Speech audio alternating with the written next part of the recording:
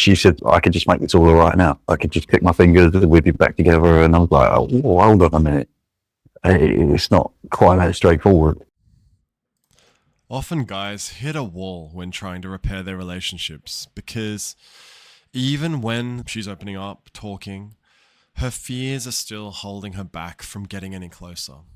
So stay with me in this client call to discover how we can move beyond that initial safety and start to provide all the ingredients needed. I'm David, and I'm going to explain the 4 ingredients for this to happen, starting with giving the evidence that she needs and ending with that special ingredient that you both need. One thing I wanted to ask you about was, from what you've already said, you've got a vision of the future where it could go this way, it could go that way.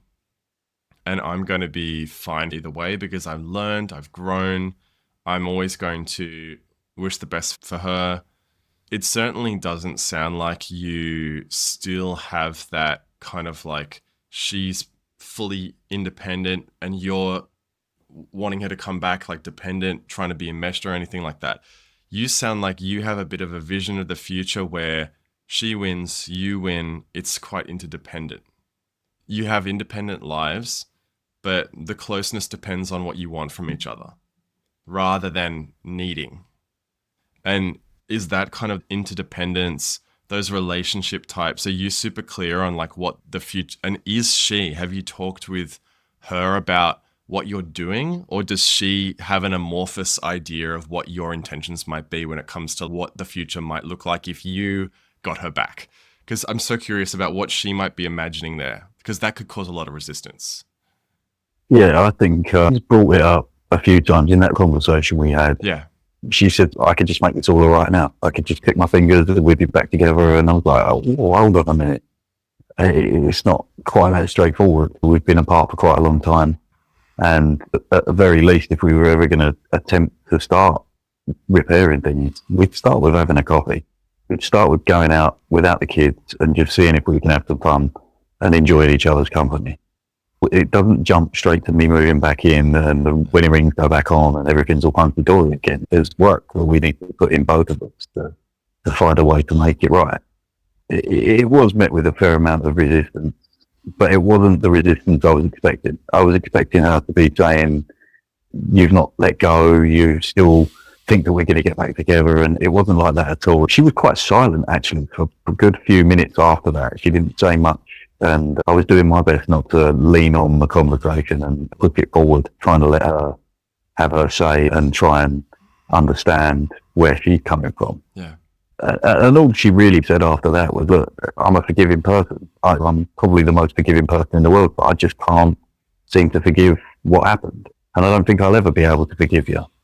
And again, it was tough to hear in the conversation, but at the same time, I've got in this habit of whenever I hear anything I don't want to hear, or even stuff I do want to hear, I kind of put right now on the end of it because I understand that she's talking purely from emotion. It's not set in stone. There have been some conversations where we've laughed and joked for an hour on the phone, and then there's other conversations where she's crying the whole time.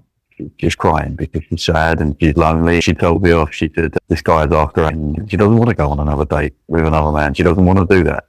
She's angry because she doesn't want to be at this place in her life, this stage with 2 kids, getting separated and having to meet someone new. She doesn't want that. I didn't have a clue what to say to that other than the fact that I understand. I don't either. You know, it's difficult. It's a balancing act. It's a fine wire between 2 buildings, and you have to keep taking those steps real careful. So listening to my client here, the main thought is that we still are in a process of getting her to feel really safe to open up. And he's been doing an amazing job. He's come from being completely stonewalled, not really talking at all, to having these daily conversations, sometimes opening up quite a lot, like he's described here. But he's still working on getting to that place where she feels really emotionally safe. And you can see from all the things that he's said here, it's very unstructured. It is from a really good perspective, a good mindset that he's coming from, but he's not using the communication skills here that would make her feel very understood. So like the paraphrase, for example, where instead of immediately jumping in and telling her, yeah, you're right, like it wouldn't be like that, it would be like this, he could have paraphrased like, I totally get why you would feel that way. And the same where she's saying, I don't think I can come around. It's like, I totally get why you would feel that way. Because if it were me, I would be feeling what she would be feeling. Maybe she'd be feeling like it's pointless. We've been down that road before. And I would list out some of the reasons why I would have felt that way if I was her. And I would phrase it not as a, I know you better than you know yourself, not as a, I'm your psychologist, but as a, this might be how I would feel. And you might feel different from that, but that's just my guess there. And I would finish that paraphrase by asking her, is that kind of it? So the whole thing is really light. That's what's going to continue to build safety and more safety and more safety. So I had that conversation with him, but also what I go into for the rest of this call is really talking about how we take that safety to the next level, how we continue to create all of the 4 different ingredients that she needs to actually start to surrender to the idea of, wow, I feel safe with this guy. Well, I can listen to what he has to say. He's really changed a lot. I admire him a lot. We have a whole life together if I want it. And that they can talk and they can talk more and they can slowly work things out to get it out of that hopeless place. But anyway, let's go into the rest of the call. Really, what we're kind of aiming for, right? Where we're trying to head is this surrendered reconciliation. If we're looking for reconciliation at all, it wants to be this kind of surrendered reconciliation where essentially we don't want her to come back because she feels too miserable, or I give up, or I don't know, still wants to work on this and maybe he's right and I'm being selfish, and fuck that. That's not what you want, right? It's not good for her. It's not good for you. She's only going to leave again. Nobody wins. So we don't want decisions made without surrender. We want her to be all in, jump with both feet, having reached the emotional place to make that kind of decision. So this is why a lot of marriage retreats where they hard sell them on getting back together and giving it another try, I think that's a really bad idea. Anyway, and I love this because really you have seen some of these layers, right? Like she has definitely felt some changes. She's been like, yeah, I can see that you're different in a lot of ways. She said these kinds of things, but have we gotten to that full safety where she can talk and start to get the emotions out, believing that you will listen, that you'll just really listen, but also that she can listen to everything that you've got to say and mull it over and think about it and see it without that confirmation bias? Have we gotten to that kind of stage? But it's stages. So this is kind of like, go ahead. Yeah, that's happened. I've also noticed there's a little bit more accepting influence. We'll have a conversation and I'll say something and she'll go, oh, I hadn't really thought about it like that. Oh, okay. Yeah, that makes sense. So you're starting to see glimmers of that. And it'll depend on the day, because you know how confirmation bias works, and you know how the emotions work, that she can have a thought and that's going to lead to the interpretation and then it's going to lead to the emotion. And so it's going to go backwards and forwards, but you've felt that. And you've probably felt occasionally some admiration from her as well. But it's just like marching along this kind of path to get to a point where she feels really safe. He's really changed. I admire the crap out of this guy. And we're kind of aligned on how we see this vision. So that's why I asked you about what's your vision for that future. And you do have an idea, it sounds like. I want you to just refresh yourself on interdependence and what that picture looks like. Because if you can paint that clear picture for her, if you've got it clear in your mind, then a lot of these moments where she says stuff and you're just like, I don't know what to do with that. Having a pretty clear picture of that interdependence and like that path and having your intentions, it gives you a lot more options to use the explore skill. It gives you a Yeah, that's lot fair. more options to go down that path or to go deeper on maybe a eureka moment about a problem or go deeper on the root causes of something that she really cares about. You can start to do that a lot more if you've got a really clear picture of where things could go. I'm walking and I'd love to walk with you, but you don't have to. I understand. This is the next part that I really wanted to get into. You already know about the impediments to surrender. You already know about the ingredients for surrender, right? What you've been doing all this time is building evidence. We build more evidence. We need to have more compelling paraphrases. We need to continue on figuring out what's the root cause behind why might she have felt that way. We keep going deeper on those and you build lots of evidence because you have really changed. You can make her feel really safe. She can listen to what you're saying because if there's resistance, you thank her for it. You thank her for the resistance. If you retreat really elegantly and you give her that space, but you still don't disappear and look hurt, so she doesn't feel more guilt. If you can really dance with those skills, you build shitloads of evidence and your beliefs and your skills, you build a lot of evidence that you're very different. And it's not about her getting over it and forgiving you. It's about like, he's not even the same person anymore. When that really emotionally hits, he's not even that same guy. Ingredient 2, I actually think you're already doing this, but correct me if I'm wrong. Do you have blow-ups now where she says something and it just, no, you don't. So you're already doing this. I think it was a good couple of months ago now. I was walking to football on a Thursday night and all the lights were on, all the windows were open and a car wasn't there. So I panicked. I thought that's actually really strange. So I thought, well, I'll check again on the way back from football. On the way back from football, it was still the same. It was like 9:30 at night. All the lights are on, the windows are open, the car's not there. I tried calling her and I didn't get through to her. So I phoned her brother and I was like, is down to yours with the kid? He was like, no, she's not been in here. I was just about to jump in the shower. And she called me up and she was like, why are you ringing me so much? Why have you phoned my mum? And I was like, I didn't ring you so much. I rang you once. And then I rang your brother. I didn't even ring your mum. I just wanted to know if everything was all right. I wondered if you were down there. Well, I've got 3 missed calls from you. No, you haven't. You got 1 missed call from me. And I got really defensive because I had only called her once, to the point where I phoned up the phone company and I was like, as soon as this bill comes in, you need to send me the itemized list of every call I made. All right, whoa. So there we start to get into. I haven't shown it. Well, I haven't shown it to her. I just had to, for my sanity. She sent me a picture of 3 missed calls, man. And I'm like, I called her once. I got so defensive.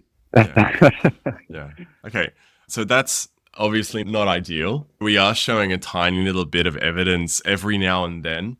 It sounds like, so I do occasionally have moments where I'm defensive, usually because it takes me a moment to get the shield up if I haven't been using it for a while. It takes me a second to get to the throne if I was not expecting it to get blasted from the side.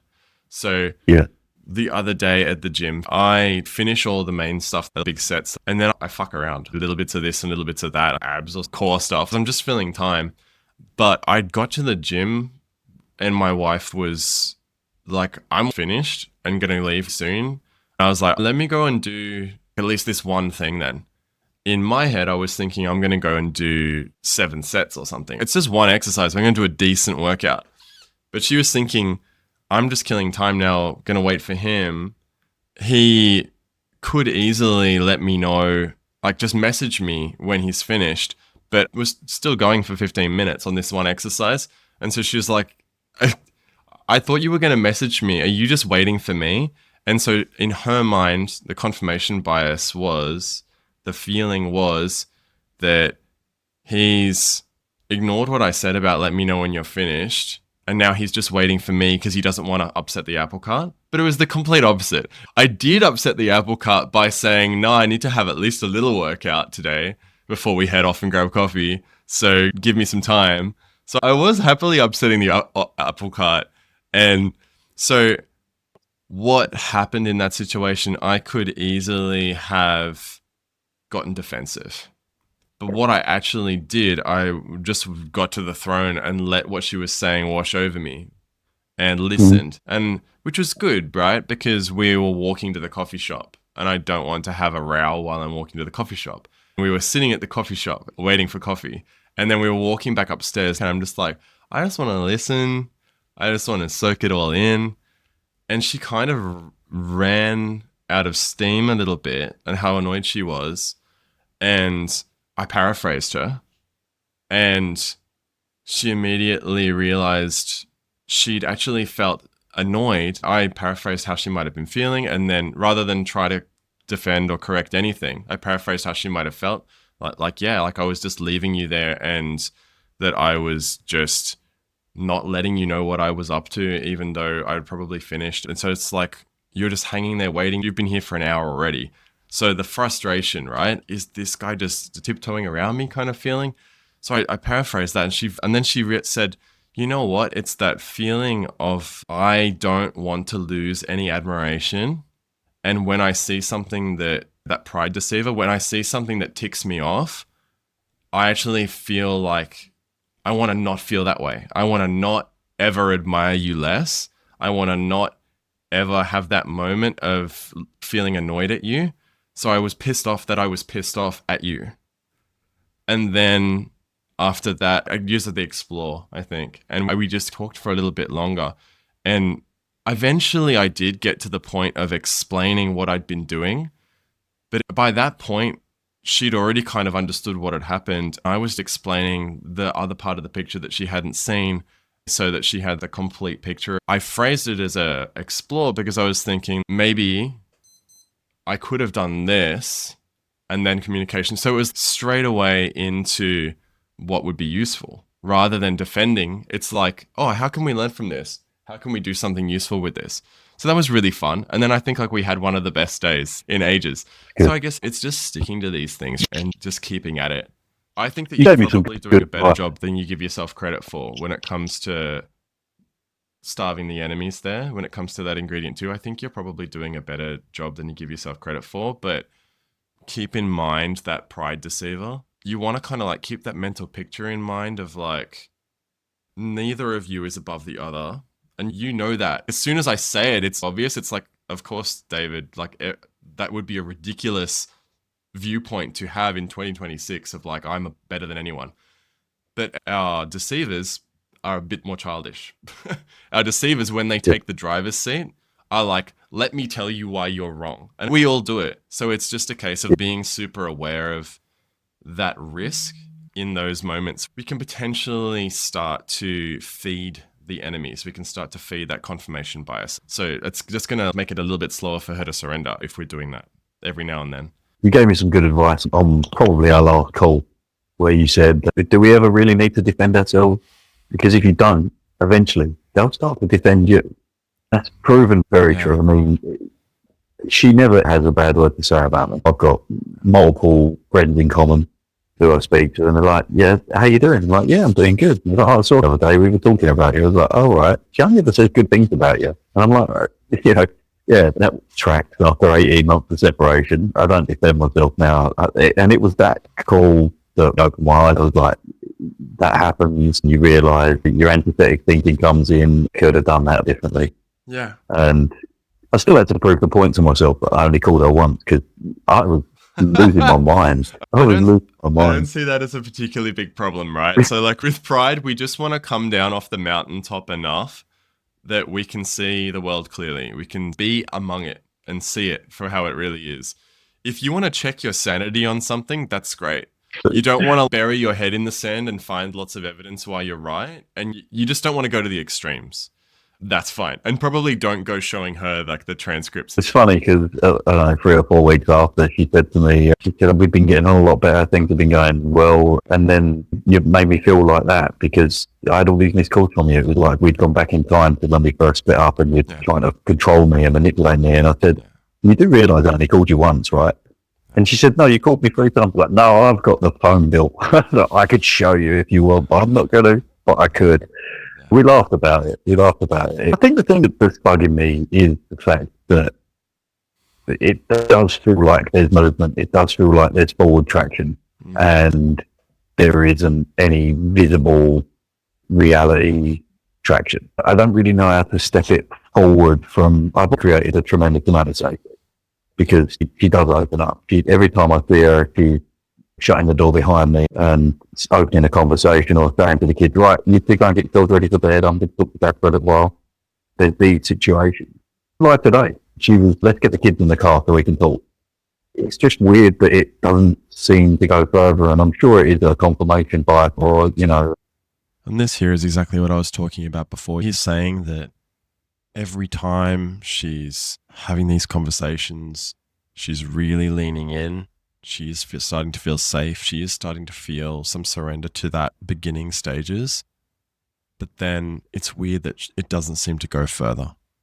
And this is really where it comes down to how much of each of the different ingredients have we provided, and have we provided them for enough time for that to actually unlock, and how consistent have we been, and how much are we using all of the different tools that we have, the different communication skills that we have to really truly make her feel each of these things.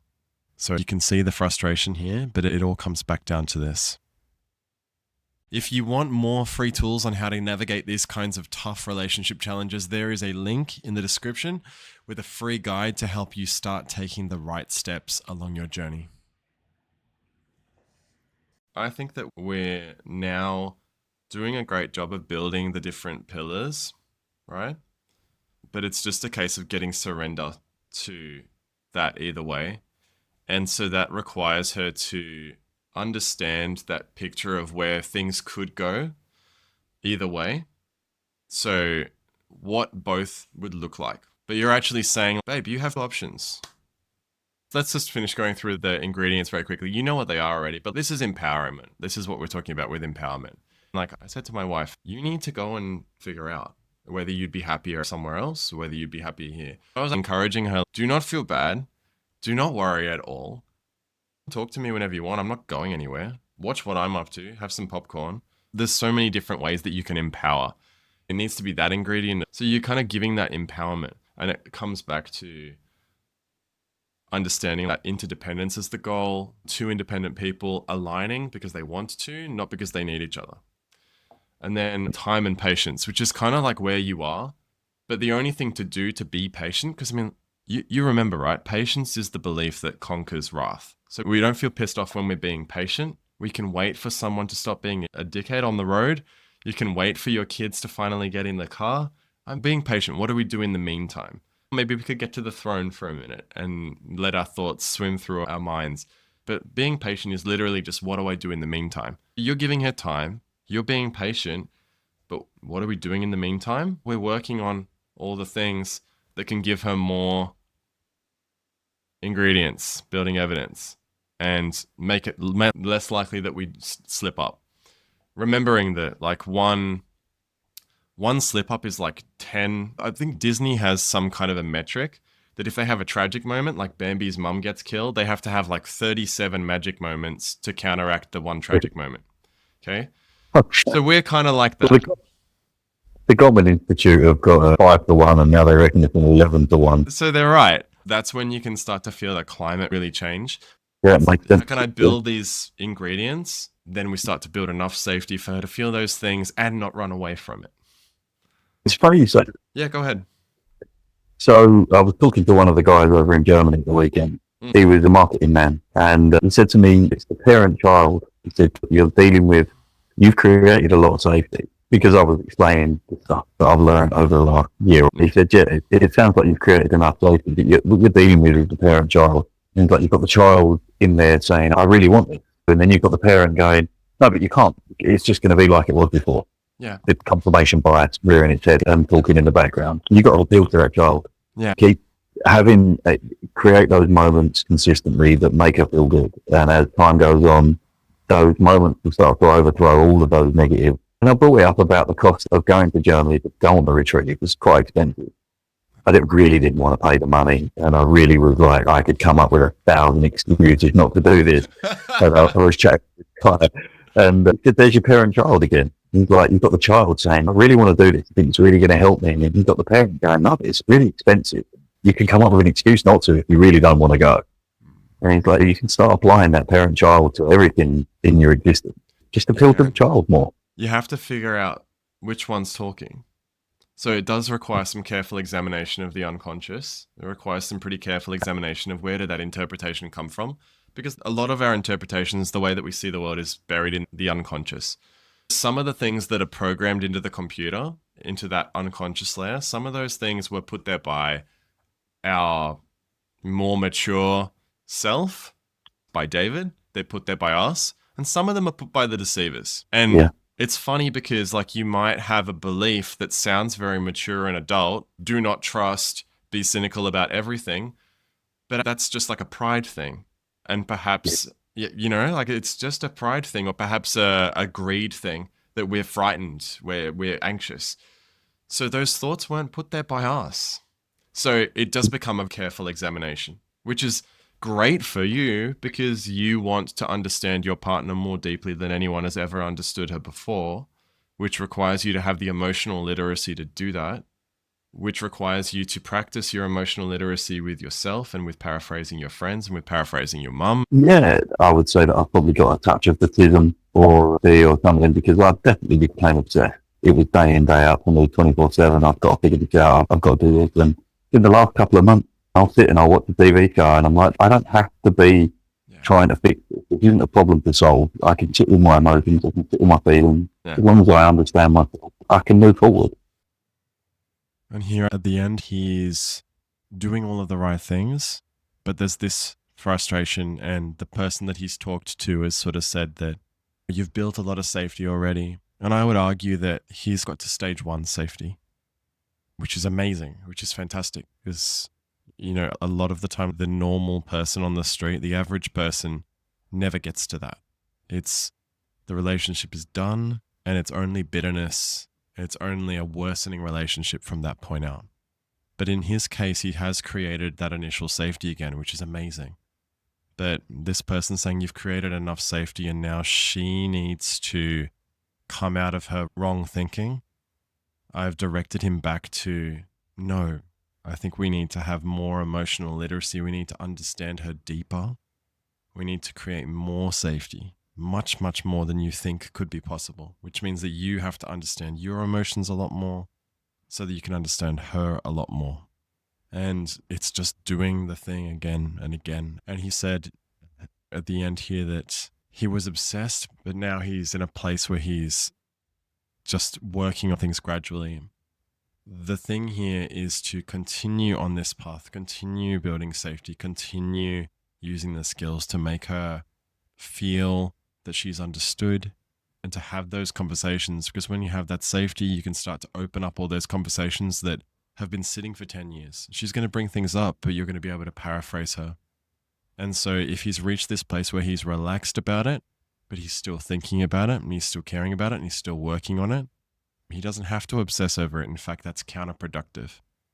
Being able to just continue to make this the lifestyle of building that safety, he'll be able to continue to provide those ingredients, all of the ingredients. That's going to be a massive help wherever they end up. Like we said, you're not lining her up and saying that you have to come around eventually. It's actually, I want you to be happy. And here's the vision that I have of how we might be happy together, but just eat your popcorn and see what you think. All right?